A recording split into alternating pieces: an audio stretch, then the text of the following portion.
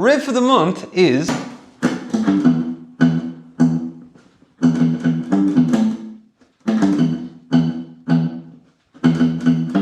you've guessed it, that Queen classic. Now, this riff actually only contains 3 notes, but it's the rhythm and how those notes are played that actually make this so iconic and where a lot of your attention and your effort and practice will go. Let's get into it. So we're going to begin. I'm going to share my screen and take a look there on the tab. You'll see on the bottom line, the 5, 3, 0, 0, 0. Now I am going to come on screen in a second, demo it all, but just to first drive this point home, this is the exact same thing played twice on this part. All right, so watch, I'm going to play it and you're going to hear me do it, and then you'll hear those little bits here. So we get 5, 3, 0, 0, 0, then 3 zeros, 3, 0, 5. My question for you is this: have you ever played anything that looked like a simple bunch of numbers and looked easy to understand and to kind of get working, but maybe you either didn't get it up to speed or you kind of did, but it didn't sound like the recording, didn't sound like the song? It's because of technique and it's because of skills, and that's what we're going to dive into in this lesson. There are so many lessons up online of how to play this, but we're really diving into having better picking technique and better fretting, positioning and technique. And that will help you not only on this riff, but on other riffs. What's that other song? Rapper's Delight. But anyways, I'm on a side tangent. Let's get into it. Step 1, you're going to begin with holding your pick with your thumb and index finger only. And you want to hold your pick right up close to the top. All right, that is step 1, super important. Only thumb and index. These 3 fingers are relaxed. Watch, and then I pick 3 zeros. Now, as you pick these 3 zeros, and we'll add in this in a second, just follow me here a sec. So we're on the first 3 zeros. You're going to pick the 3 zeros. And I would love you to notice 2 things. One is what I'm doing with this hand. I'm picking on the edge of the sound hole, and I'm picking down like this. And when I pick down, and try this here with me a sec, when I pick down, don't move your pick far away from the string. So watch out you don't do this. Or you're kind of strum picking it. You begin by resting the pick on the string, then you move it down like that.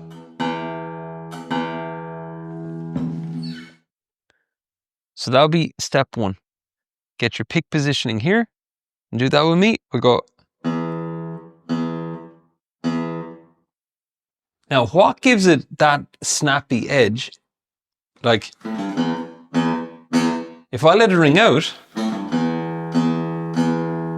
it doesn't pack the same punch. So the idea here is that every time you pick a 0, go like this.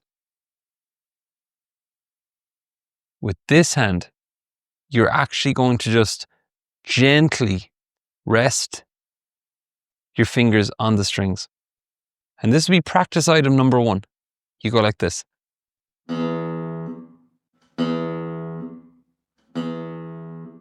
If you hear this, I know I did it when I started. You got to be really gentle. Think of it like this, right? If you have a guitar in a store and it goes like this, you wouldn't go to quieten it. You just have to go like this. Gently. It's the same thing here. If I go, it's just like you're resting on it, right? So that's step 1. Now, keep in mind that on paper here, it looks like we've just covered 3 zeros, and your brain is going to say, 3 zeros, that's easy. What's the next part? Surely that'll be better to learn and more work. Honestly, this is step 1. You got to get this in motion. So I'm going like this. All right, so to get that coordination, thumb and index on the pick, relaxed fingers, you pick, rest, pick, rest, pick, rest. Okay, so that's step one. And that'll be your way to practice it. Now, the next part goes like this. We begin with the 5 and the 3. And I'll go to the tab real quick. Do you see the 5 there on the left? That's for the 5th fret on the top string. Then 3 is for the 3rd fret on the top string. And again, this will be your second practice block. It's only 2 notes, but it's all about technique. Notice how my thumb is down the back of the neck. Think about chords. Your thumb would be up here for certain chords. You relax your thumb, really relax it. Like, see the way mine's here? And watch. I'm not doing this. It's not all rigid. Watch my wrist. Now watch, I'm going to relax. So try that with me a sec. Put your thumb on the back of the neck and just relax it. Now, then with your ring, and by the way, my thumb is positioned roughly behind the 4th fret. That's its positioning. Then you get your ring finger and you put it on the 5th fret. And it must be your ring finger. The reason not to use the index is because it's too much jumping and moving around. So use your ring finger. Thumb is relaxed, ring finger goes on. Now the idea here is that you press like this and your fingers are still kind of spread out this way. They're not like this. All right, so just watch your hand. This is your starting position. You hit the 5 like that.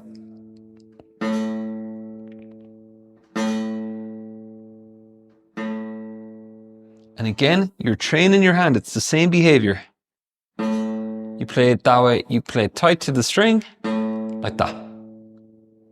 Next thing, you put your index on and your ring finger lifts up. And now you're on the 3rd fret. Like that. So we're going.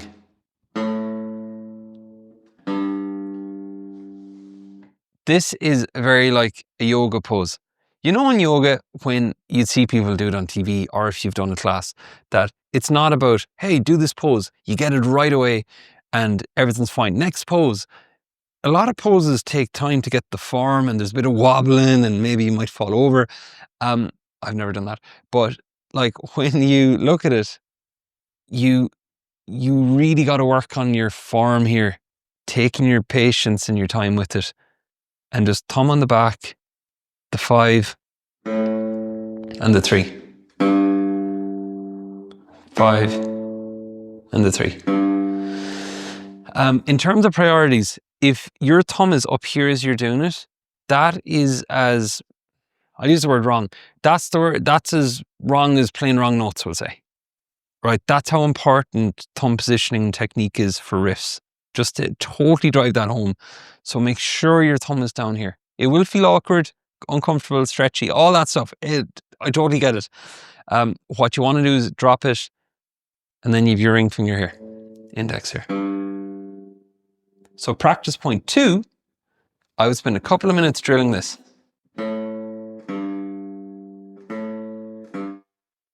And try and minimize movements with your picking hand, like very small movements, and minimize movements here. We don't want to get like spring stuff like this. Watch this hand. I'll actually zoom in. Now watch. See the way my ring finger just sprung away. And the reason we want it slower and in control is because we want to just break it down like that. Because some songs go like this. Like You Really Got Me by the Kinks. If your finger is springing up and down, there's a lot of big movement there that doesn't need to happen. So slow and in control. And a little tip is, before you start the 5, you could keep your index on the 3. It won't interfere with the 5. Right, so that's your second part to practice. Now, if we combine up both parts, you've this so far all together.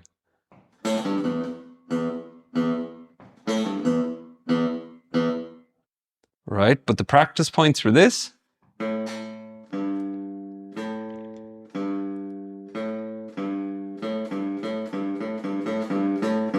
And then the 3 zeros.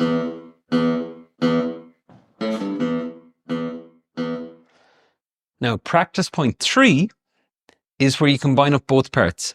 So you do this. I would just practice that little connection between both parts. So you do 5, 3, and the first 0. Watch again. Now, the best way to use this lesson is as follows. You could watch the whole lot all through at once. You might be doing it right now, but it'll all be chaptered. And that way you have your practice points, and that will be your main priority. And because what you want to do is you want to get one part working, then get the next part, then connect up those parts instead of having 7 practice points and kind of making it through to the end, but maybe this technique thing was missed, this was missed. This is all about technique and skills. So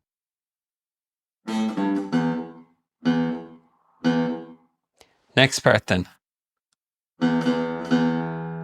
It's just 3 zeros.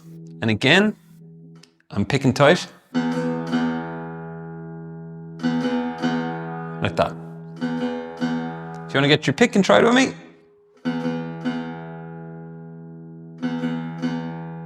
And if you find the pick tricky and you're like, can I use my thumb? No. Well, you must use a pick. It's rock music. You must use a pick. Okay, so. Now the last 3 notes. I'll bring us through what we've done so far. Watch where we've done. We've gone.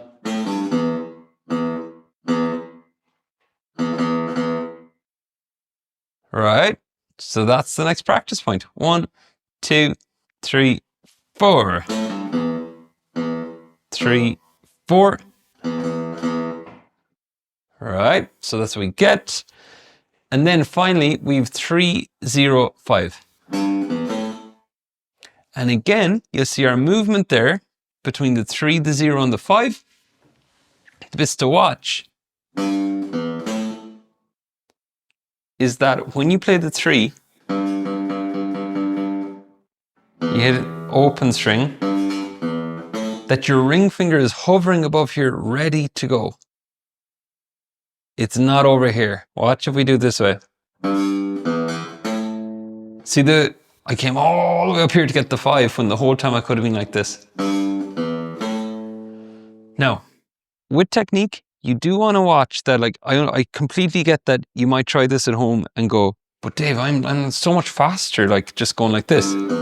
Is that bad? Technically, it's not like bad. However, this is all about technique. Would you rather get all the notes and miss a ton of technique growth, or take longer to get the notes with the proper technique, and you can bring that proper technique into more riffs? Because check this out. You can play Another One Bites the Dust. Like, I'll play it any which way. So watch this.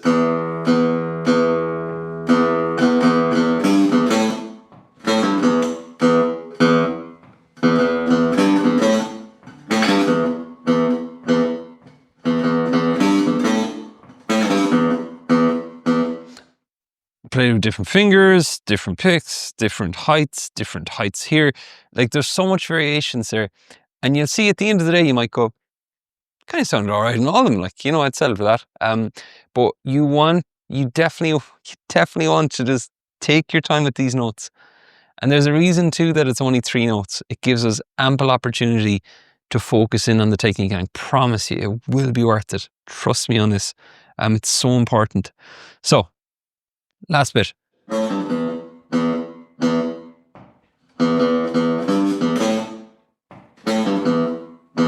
3, 4.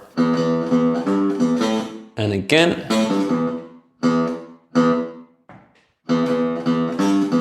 Last time.